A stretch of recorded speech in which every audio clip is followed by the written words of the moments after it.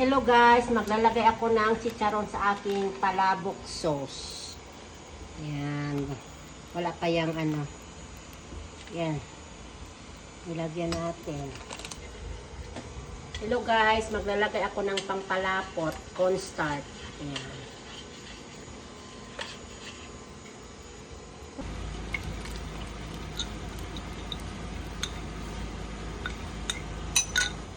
Hello guys, ito na po ang ating noodles.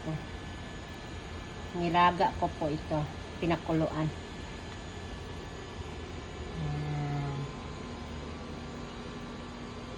Yan po ang ating palabok.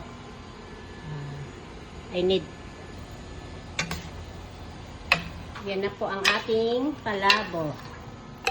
Luto na. Hello guys, maglalagay tayo ng itlog. Ibibigay natin sa ating kapitbahay.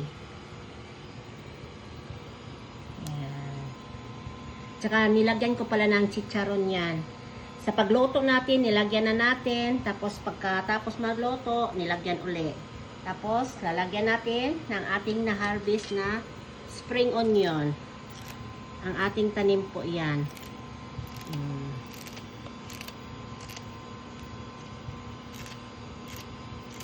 Pero yung ibang tao dito, pag kumakain, hindi kinakain ng spring onion, ayaw nila. Yan na po, tapos na po ang ating palabok.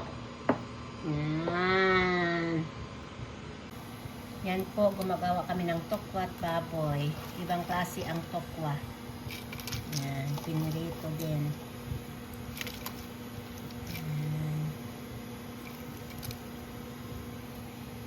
Lalagyan ng spring onion na galing sa garden. Tapos ang magdadala niyan ay ang sauce na ginawa. O ay ginawa kanina ang sauce.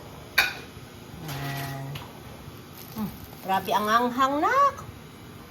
Yan po ang ating tokwat baboy na may sauce. At saka yan ang ibibigay natin sa ating kapitbahay. Wow! Yan ang sa amin. Anong meron? Talaga naman.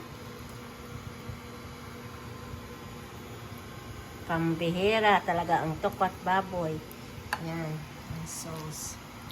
Super anghang ata. Naamoy ko yung ano? Katumbal.